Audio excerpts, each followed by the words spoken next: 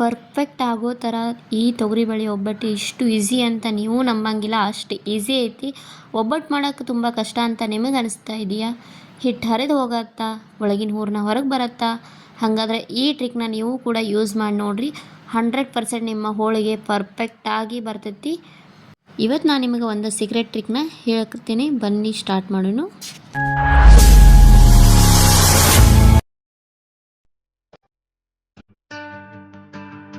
ನಮಸ್ಕಾರ ಸ್ನೇಹಿತರೆ, ನಾನಿವತ್ತು ನಿಮಗೆ ಸುಲಭವಾಗಿ ಪರ್ಫೆಕ್ಟ್ ಆದಂತಹ ತೊಗರಿಬೇಳೆ ಒಬ್ಬಟ್ಟನ್ನು ಯಾವ ಥರ ಮಾಡೋದಂತ ತೋರಿಸಾಕತ್ತೀನಿ. ವಿಡಿಯೋನ ಯಾರು ಸ್ಕಿಪ್ ಮಾಡಬೇಡ್ರಿ. ನಮ್ಮ ಉತ್ತರ ಕರ್ನಾಟಕದ ಸೈಡೆಲ್ಲ ನಾವೇನಂತೇವೆ ಅಂದ್ರೆ ಹೋಳಿಗೆ ಅಂತ ಕರಿತೀವಿ. ನಿಮ್ಮ ಸೈಡೆಲ್ಲ ನೀವು ಒಬ್ಬಟ್ಟು ಅಂತಾರೋ ಹೋಳಿಗೆ ಅಂತಾರೋ ಅನ್ನೋದನ್ನ ನನಗೆ ಕಾಮೆಂಟ್ ಒಳಗೆ ತಿಳಿಸ್ರಿ. ಮತ್ತು ಒಂದಷ್ಟು ಕಡೆ ನಂತರ ಪೂರನ್ ಪೋಳಿ ಅಂತಾರೆ. ಇದರಲ್ಲಿ ನೀವು ಯಾವ್ದು ಅಂತಾರೆ ಅನ್ನೋದನ್ನ ನನಗೆ ಕಾಮೆಂಟ್ ಒಳಗೆ ತಿಳಿಸ್ರಿ. ಮೊದಲಿಗೆ ನಾನು 1 ಕಪ್ ಮ್ಯಾಲನ್ನು ತೊಗರಿಬೇಳೆ ತೊಗೊಂಡೇನೆ. ಅದಾದಮೇಲೆ ಸ್ವಲ್ಪ ಎಣ್ಣೆ, ಆಮೇಲೆ ಸ್ವಲ್ಪ ಅಂದರೆ ಸ್ವಲ್ಪ ಅರಿಶಿಣ ಪುಡಿ, ಸ್ವಲ್ಪ ನೀರನ್ನು ಹಾಕಿಕೊಂಡು ಇದನ್ನು ಕುಕ್ಕರ್ ಒಳಗೆ ನಾನು ಕುದಿಯೋಕೆ ಇಟ್ಕೊಂಡು 1 ರಿಂದ 2 ವಿಸಿಲ್ ಹೊಡಿಸಿದ್ರೆ ಸಾಕು, ನಮಗೆ ಕರೆಕ್ಟ್ ಆದಂಥ ತೊಗರಿಬೇಳೆ ಕುದ್ದ ಬರ್ತಾವ್ರಿ.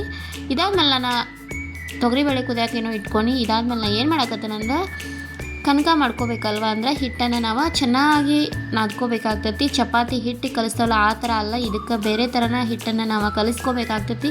ನಾನಿವಾಗ ಮೈದಾ ಹಿಟ್ಟು ತೊಗೊಂಡು ಅದಕ್ಕೆ ಸ್ವಲ್ಪ ಎಣ್ಣೆ ಮತ್ತು ಸ್ವಲ್ಪ ಅಂದರೆ ಸ್ವಲ್ಪ ಅರಿಶಿಣ ಪುಡಿಯನ್ನು ಹಾಕಿಬಿಟ್ಟು ಚೆನ್ನಾಗಿ ನಾದ್ಕೋಬೇಕಾಗ್ತೈತಿ.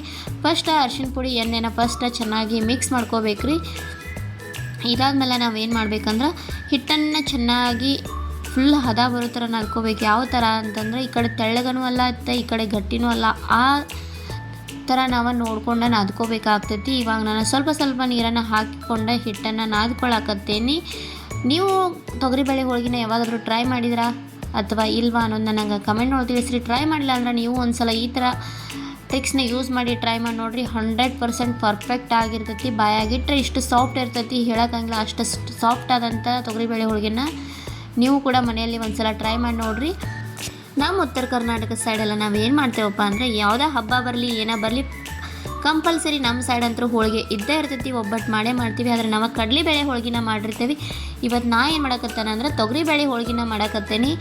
ಯುಗಾದಿ ಆಗಿರಲಿ ಅಥವಾ ಯಾವುದೋ ಒಂದು ಹಬ್ಬ ಬಂದರೂ ನಮ್ಮ ಹಿಂದೂಗಳಲ್ಲಿ ನಾವೇನು ಮಾಡ್ತೀವಿ ಅಂದ್ರೆ ಒಬ್ಬಟ್ಟನ್ನು ತಯಾರು ಮಾಡೇ ಮಾಡ್ತೀವಿ. ಈ ಕಡೆ ಹಿಟ್ಟನ್ನು ನಾದಿಟ್ಕೊಂಡು ಇವಾಗ ತೊಗರಿಬೇಳೆನೂ ಕುದ್ದಾವ ನೋಡ್ಬೋದು. ಹಿಚ್ಕಿದ್ರೆ ಈ ಥರ ಆಗಿರಬೇಕು, ಆ ಥರ ಕುದ್ರೆ ಸಾಕ್ರಿ. ಇದಕ್ಕಿಂತ ಇನ್ನೊಂದು ಸ್ವಲ್ಪ ಜಾಸ್ತಿ ಕುದಿಸ್ಕೊಂಡ್ರು ನಡಿತೈತೆ. ನಾನು ಈ ಥರ ಕುದಿಸ್ಕೊಂಡೇನಿ. ಇವಾಗ ಗ್ಯಾಸನ್ನು ಆಫ್ ಮಾಡಿಬಿಟ್ಟು ಏನು ಮಾಡೋಣ ಅಂತಂದ್ರೆ ಇದನ್ನು ಮತ್ತೆ ಒಂದು ಬೇರೆ ಬೋಗೋನಿಗೆ ತಗೊಂಡೇನಿ. ಇದ್ರೊಳಗೆ ನಾನು ಸ್ವಲ್ಪ ಸ್ಮ್ಯಾಶ್ ಮಾಡಾಕತ್ತೇನಿ. ಸ್ವಲ್ಪ ಸ್ಮ್ಯಾಶ್ ಮಾಡಬೇಕಾಗ್ತೈತಿ.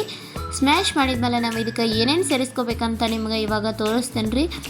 ಜಾಸ್ತಿ ಏನೂ ಬೇಕಾಗಿಲ್ಲ ನಮಗೆ. ಇದಕ್ಕೆ ಸ್ವಲ್ಪ ನಾನು ಹಸಿ ಕೊಬ್ಬರಿಯನ್ನು ಹೆರ್ಚ್ಬಿಟ್ಟು ಇಟ್ಕೊಂಡಿದ್ನಿ. ಆ ಹಸಿ ಕೊಬ್ಬರಿಯನ್ನು ಸೇರಿಸ್ಕೊಳಕತ್ತೇನೆ ರೀ. ಕಡಲೆಬೇಳೆ ಹೋಳಿಗೆ ಮಾಡಿದರೆ ನಾವು ಹಸಿ ಕೊಬ್ಬರಿಯನ್ನು ಸೇರಿಸ್ಕೊಳ್ಳೋಂಗಿಲ್ಲ. ನೀವೇನಾದರೂ ಹಸಿ ಕೊಬ್ಬರಿ ಸೇರಿಸ್ಕೊತಿರಲೋ ಗೊತ್ತಿಲ್ಲ, ಬಟ್ ತೊಗರಿಬೇಳೆ ಹೋಳಿಗೆ ಮಾಡಿದರೆ ಹಸಿ ಕೊಬ್ಬರಿಯನ್ನು ಸೇರಿಸ್ಕೋಬೇಕಾಗ್ತೈತೆ ರೀ. ಭಾಳ ಏನಿಲ್ಲ, ಸ್ವಲ್ಪ ಅಂದರೆ ಸ್ವಲ್ಪ ಹಸಿ ಕೊಬ್ಬರಿಯನ್ನು ಹೆರ್ಚ್ಬಿಟ್ಟು ಸೇರಿಸ್ಕೊಂಡ್ರೆ ಸಾಕ್ರಿ. ಇದಾದ್ಮೇಲೆ ಸ್ವಲ್ಪ ಏಲಕ್ಕಿಯನ್ನು ಸೇರಿಸ್ಕೊಳಕತ್ತೇನಿ. ಏಲಕ್ಕಿ ಇದ್ರೆ ಫ್ಲೇವರ್ ಸಖತ್ತಾಗಿರ್ತೈತಿ, ಅದಕ್ಕಾಗಿ ಏಲಕ್ಕಿ ಸೇರಿಸ್ಕೋಬೇಕಾಗ್ತೈತಿ. ಇದಾದ್ಮೇಲೆ ನಾನು ಏನು ಮಾಡಕತ್ತೇನೆ ಅಂತಂದ್ರೆ ಬೆಲ್ಲನ ಸೇರಿಸ್ಕೊಳಕತ್ತೇನೆ ರೀ. ನೀವು ಜಾಸ್ತಿ ಸ್ವೀಟ್ ತಿನ್ನೋರಿದ್ರೆ ಇನ್ನೂ ಜಾಸ್ತಿನೂ ಸೇರಿಸ್ಕೋಬೋದು. ನೀವು ನೋಡಿ ಬೆಲ್ಲನ ಸೇರಿಸ್ಕೊಡ್ರಿ. ನಿಮ್ಗೆ ಸ್ವಲ್ಪ ತಿಂದು ನೋಡಿದ್ರೆ ಗೊತ್ತಾಗ್ತೈತಿ ಬೆಲ್ಲ ಪರ್ಫೆಕ್ಟ್ ಆಗೈತೋ ಇಲ್ಲೋ, ಅಥವಾ ಕಡಿಮೆ ಇದ್ರೆ ಮತ್ತೆ ಸ್ವಲ್ಪ ಸೇರಿಸ್ಕೊರಿ. ಇವಾಗ ನಾನು ಬೆಲ್ಲ ಸೇರಿಸ್ಕೊಳಕತ್ತಾನ. ಬೆಲ್ಲ ಎಲ್ಲ ಸೇರಿಸ್ಕೊಂಡ್ಮೇಲೆ ನಾವೇನು ಮಾಡಬೇಕಾಗ್ತೈತೆ ಅಂತಂದ್ರೆ ಫುಲ್ಲ ನೀಟಾಗೆಲ್ಲ ನಾವೇನು ಮಾಡ್ಬೇಕಂದ್ರೆ ರೀ ಮಿಕ್ಸ್ ಮಾಡ್ಕೋಬೇಕು. ಕಂಟಿನ್ಯೂ ಇದ್ರೊಳಗಿನ್ನ ಸ್ವಲ್ಪ ನೀರಿನ ಅಂಶ ಇರ್ತೈತಿ, ಅದೆಲ್ಲ ಬಿಟ್ಟು ಹೋಗುತ್ತೆ. ನಾವು ಹಂಗೆ ಚೆನ್ನಾಗಿ ಗ್ಯಾಸನ್ನು ಲೋ ಫ್ಲೇಮಲ್ಲಿ ಇಟ್ಟು ನಾವು ಬೇಯಿಸ್ಕೋಬೇಕಾಗ್ತೈತೆ ರೀ. ಮತ್ತು ನಿಮ್ಮ ಕಡೆ ಎಲ್ಲ ಹೋಳಿಗೆ ಯಾವ ಥರ ಮಾಡ್ತೀರಿ? ಇದೇ ಥರ ಮಾಡ್ತಿರೋ ತೊಗರಿಬೇಳೆ ಹೋಳಿಗೆ ಅಥವಾ ಬೇರೆ ಥರ ಮಾಡ್ತಿರೋ, ಅಥವಾ ನೀವು ಕಡಲೆಬೇಳೆ ಹೋಳಿಗೆ ಅಷ್ಟೇ ಟ್ರೈ ಮಾಡಿರೋ ಅನ್ನೋದನ್ನ ನಂಗೆ ಕಮೆಂಟ್ ಒಳಗೆ ತಿಳಿಸ್ರಿ. ನಿಮ್ಗೆ ನನ್ನ ಕಡೆಯಿಂದ ಯಾವುದಾದ್ರೂ ರೆಸಿಪಿ ವಿಡಿಯೋಸ್ ಆಗಲಿ ಅಥವಾ ಬೇರೆ ಥರ ವಿಡಿಯೋಸ್ ಆಗಲಿ ಯಾವುದಾದ್ರೂ ಬೇಕಿದ್ರೆ ನಂಗೆ ಕಮೆಂಟ್ ಮೂಲಕ ತಿಳಿಸ್ರಿ. ನಾನು ಆ ವಿಡಿಯೋನೂ ಕೂಡ ಮಾಡಿ ಶೇರ್ ಮಾಡ್ತೀನಿ. ಮತ್ತು ನನ್ನ ಬಗ್ಗೆ ಏನಾದರೂ ಡೌಟ್ಸ್ ಇದ್ದರೆ ನಿಮ್ಗೆ ಅದನ್ನೂ ಕಮೆಂಟ್ ಒಳಗೆ ತಿಳಿಸ್ಬೋದು. ನಾನು Q&A ಲಾಗ್ನ ಮಾಡಿ ನಿಮ್ಮ ಮುಂದೆ ಶೇರ್ ಮಾಡ್ತೀನಿ, ಅಂದರೆ ಕ್ವಶನ್ ಆನ್ಸರ್ ಲಾಗ್ನ ಮಾಡಿ ಶೇರ್ ಮಾಡ್ತೀನಿ. ಇದಾದ್ಮೇಲೆ ನಾನು ಎಲ್ಲ ನೀಟಾಗಿ ಮಿಕ್ಸ್ ಮಾಡ್ಕೊಳಕತ್ತೀನಿ. ನೀವು ನೋಡ್ಬೋದು ಇದೇ ಥರ ನಾವು ಮಿಕ್ಸ್ ಮಾಡ್ಕೋತ ಸ್ವಲ್ಪ ಸ್ಮ್ಯಾಶ್ ಮಾಡ್ಕೋಬೇಕಾಗ್ತೈತೆ ರೀ. ಇವಾಗ ನೋಡ್ಬೋದು ನೀವು ಯಾವ ಥರ ಆಗೈತಿ ಅಂಥೇಳಿ.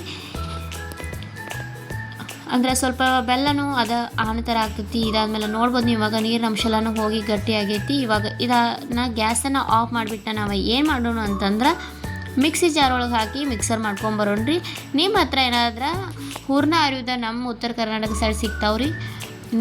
ಉತ್ತರ ಕರ್ನಾಟಕ ಸೈಡ್ ಅಂತ ಅಷ್ಟಲ್ಲ, ನಮ್ಮ ಕರ್ನಾಟಕದಲ್ಲಿ ಅಂತೂ ಸಿಗ್ತಾವ. ಆ ಥರ ಹೂರ್ಣ ಅರೋದನ್ನ ತಗೊಂಡು ನೀವು ಅರಿಬೋದು. ನನ್ನ ಕಡೆ ಇಲ್ಲಿ ಇರಾಕಿಲ್ಲ, ನಾನು ಅದಕ್ಕಾಗಿ ಮಿಕ್ಸರ್ನ ಮಾಡ್ಕೊತೀನಿ. ಹೂರ್ಣನ ಮಿಕ್ಸರ ಮಾಡ್ಕೊಂಬಂದಿನಿ. ಇವಾಗ ಹಿಟ್ಟು ಕೂಡ ಕರೆಕ್ಟಾಗೈತಿ. ಮತ್ತು ಸ್ವಲ್ಪ ಎಣ್ಣೆನ ಸೇರಿಸ್ಬಿಟ್ಟು ಮತ್ತು ಚೆನ್ನಾಗಿ ನದ್ಕೊಳಕತ್ತೀನಿ. ನನ್ನ ಹಿಟ್ಟು ಯಾವ ಥರ ಆಗೈತಂತ ನೀವು ನೋಡ್ಬೋದು. ಇಲ್ಲಿ ಎಷ್ಟು ತೆಳ್ಳಗಾಗೈತಂತಂದ್ರೆ ಈ ಥರ ಇರ್ಬೇಕು ನೋಡಿರಿ. ಹಿಟ್ಟು ಗಟ್ಟಿನೂ ಆಗಿರಬಾರ್ದು, ಭಾಳ ತೆಳಗೂ ಇರಬಾರ್ದು, ಈ ಥರ ಇರಬೇಕು. ಜಾಸ್ತಿ ಸ್ವಲ್ಪ ಎಣ್ಣೆ ಹಾಕಿನ ನಾವು ನದ್ಕೋಬೇಕಾಗ್ತೈತಿ ಈ ಥರ. ಮತ್ತು ಸ್ವಲ್ಪ ಕೈಗೆ ಎಣ್ಣೆ ಹಚ್ಕೊಂಡ್ಬಿಟ್ಟು ಸ್ವಲ್ಪ ಒಂದಿಟ್ಟು ಉಳ್ಳಿನ ತೊಗೊಂಡು ಏನು ಮಾಡೋಣ ಅಂದ್ರೆ ಕೈಯಲ್ಲಿ ಉಳ್ಳಿನ ಮಾಡ್ಕೊಳ್ಳೋಣ್ರಿ. ಕೈ ಒಳಗೆ ಉಳ್ಳಿ ಮಾಡ್ಕೊಂಡ್ಮೇಲೆ ನಾವು ಏನು ಮಾಡೋಣ ಅಂದರೆ ಇದ್ರೊಳಗೆ ಏನು ಮಾಡೋಣ, ಇವಾಗ ನಾವು ಹೂರ್ಣವನ್ನು ತುಂಬ್ಕೋಬೇಕಾಗ್ತೈತಿ ರೀ.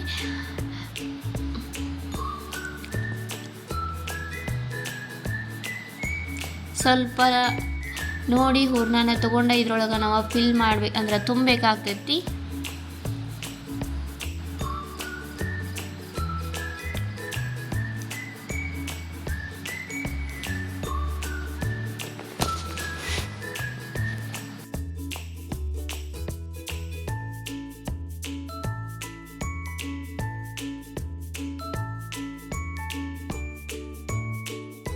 ಉಳ್ಳಿ ಎಲ್ಲ ತುಂಬ್ಕೊಂಡ್ಮೇಲೆ ನಾನು ಒಂದು ಬಾಳೆ ಎಲೆ ಮೇಲೆ ಇದನ್ನು ಮಾಡಕತ್ತೀನಿ. ನೀವು ಮತ್ತು ಸ್ವಲ್ಪ ಎಣ್ಣೆ ಒಳಗೆ ಎದ್ಬಿಟ್ಟು ಮಾಡ್ಕೋಬೇಕಾಗ್ತೈತಿ. ನೀವು ಬಾಳೆ ಎಲೆ ಒಳಗಾದರೂ ಮಾಡ್ಬೋದು, ಅಥವಾ ಅಲ್ಯೂಮಿನಿಯಂ ಪೇಪರ್ ಇರ್ತೈತಲ್ಲ ಅದ್ರೊಳಗಾದರೂ ಮಾಡ್ಬೋದು, ಇಲ್ಲ ನೀವು ಲಟ್ಟಿಸ್ಬಿಟ್ಟಾದ್ರೂ ಮಾಡ್ಬೋದು. ಅದು ನಿಮ್ಮ ಚಾಯ್ಸ. ನಿಮ್ಗೆ ಯಾವ ಥರ ಬೇಕಲ್ಲ ಆ ಥರ ಮಾಡ್ಬೋದು, ನೀವು ಲಟ್ಟಿಸ್ಕೋಬೋದು. ನಾನು ಇವತ್ತು ತಟ್ಟಿ ಮಾಡಿದ್ರೆ ಆಯ್ತು ಅಂತೇಳಿ ತಟ್ಟಿ ಮಾಡಕತ್ತೇನೆ ರೀ. ನಿಮ್ಗೆ ಯಾವಷ್ಟು ದೊಡ್ಡ ಬೇಕಲ್ಲ ಅಷ್ಟು ನೀವು ಕೈಯಿಂದ ತಟ್ಕೊಂಡು ಮಾಡ್ಕೋಬೋದು. ಪರ್ಫೆಕ್ಟ್ ಆದಂಥ ಹೋಳಿಗೆಯನ್ನು ನೀವು ಮನೆಯಲ್ಲಿನ ತಯಾರು ಮಾಡ್ಬೋದು. ಇವಾಗ ನನ್ನ ಕೈಯಿಂದ ತಟ್ಕೊಳಕತ್ತೇನೆ. ಇದನ್ನು ಮಾಡೋದೇನು ಭಾಳ ಕಷ್ಟ ಅಲ್ಲ, ಭಾಳ ಈಸಿನೇ ಐತ್ರಿ. ಮತ್ತು ನಿಮ್ಗೆ ಯಾವುದಾದ್ರೂ ರೆಸಿಪಿ ಬೇಕಿದ್ರೆ ನಂಗೆ ಅದನ್ನು ಕಮೆಂಟ್ ಒಳಗೆ ತಿಳಿಸ್ರಿ. ಹೋಳಿಗೆ ಒಳಗೂ ಭಾಳ ವೆರೈಟೀಸ್ ಅದಾವ. ನಮ್ಮ ಕಡೆ ಒಂದು ಹೋಳಿಗೆ ಮಾಡ್ತವಂತೇನಿಲ್ಲ, ಭಾಳ ಥರ ವೆರೈಟೀಸ್ ಹೋಳಿಗೆ ಕೂಡ ಅದಾವ. ಗೆಣಸಿನ ಹೋಳಿಗೆ ಅಂತಾರೆ, ಆಮೇಲೆ ಕಡಲೆಬೇಳೆ ಹೋಳಿಗೆ, ತೊಗರಿಬೇಳೆ ಹೋಳಿಗೆ, ಶೇಂಗಾ ಹೋಳಿಗೆ, ಆಮೇಲೆ ಉರಿಯಕ್ಕಿ ಹೋಳಿಗೆ ಅಂತ ಮಾಡ್ತಾರೆ. ಭಾಳ ಥರ ಹೋಳಿಗೆಗಳನ್ನು ನಮ್ಮ ಉತ್ತರ ಕರ್ನಾಟಕ ಸೈಡ್ ಮಾಡ್ತಾರೆ. ನಮ್ಮ ಉತ್ತರ ಕರ್ನಾಟಕದ ರೆಸಿಪಿ ಮತ್ತು ಯಾವುದಾದ್ರೂ ಬೇಕಿದ್ರೆ ನಿಮ್ಗೆ ಕಮೆಂಟ್ ಒಳಗೆ ತಿಳಿಸ್ರಿ, ನಾನು ವಿಡಿಯೋನ ಮಾಡಿ ಶೇರ್ ಮಾಡ್ತೇನೆ. ಇವಾಗ ಸ್ವಲ್ಪ ಎಣ್ಣೆ ಹಾಕಿ ಸ್ವಲ್ಪ ಬೇಯಿಸ್ಕೊಳಕತ್ತೇನೆ. ಹೋಳಿಗೆನ ಎರಡೂ ಕಡೆ ನಾವು ಚೆನ್ನಾಗಿ ಬೇಯಿಸ್ಕೋಬೇಕಾಗ್ತೈತೆ ರೀ. ಈ ಥರ ಬೇಯಕತ್ತೈತಿ. ಇನ್ನು ಹೋಳಿಗೆ ಎಲ್ಲ ಮಾಡ್ಕೊಂಡ್ಮೇಲೆ ನಾವು ನಿಮ್ಗೆ ತೋರಿಸ್ತಾನೆ ಯಾವ ಥರ ನನ್ನ ಹೋಳಿಗೆ ಬಂದಾವಂತೇಳಿ. ಎಷ್ಟು ಸಾಫ್ಟಾಗಿನೂ ಬಂದಿರ್ತಾವಂತಂದ್ರೆ ಹೇಳೋಕ್ಕಾಗಿಲ್ಲ, ಅಷ್ಟು ಸಾಫ್ಟ್ ಆದಂಥ ಹೋಳಿಗೆನ ನೀವು ಮನೆಯೊಳಗನ ತಯಾರು ಮಾಡ್ಬೋದು. ಇವತ್ತಿನ ನನ್ನ ಹೋಳಿಗೆ ರೆಸಿಪಿ ನಿಮಗೆ ಇಷ್ಟವಾಗಿದ್ದರೆ ದಯವಿಟ್ಟು ಲೈಕ್ ಕೊಡಿ, ಕಮೆಂಟ್ ಹಾಕಿ, ಶೇರ್ ಮಾಡಿ. ಹಾಗೆ ನಿಮ್ಮ ಫ್ಯಾಮಿಲಿ ಫ್ರೆಂಡ್ಸ್ಗೂ ನನ್ನ ವಿಡಿಯೋನ ಶೇರ್ ಮಾಡಿ. ನೋಡ್ಬೋದು ನೀವು ಎಷ್ಟು ಸಾಫ್ಟಾಗಿ ಬಂದಿದ್ದಾವಂತೇಳಿ. ಮತ್ತೊಂದು ಹೊಸ ರೆಸಿಪಿಯೊಂದಿಗೆ ಸಿಗ್ತೀನಿ. Take care, bye bye all.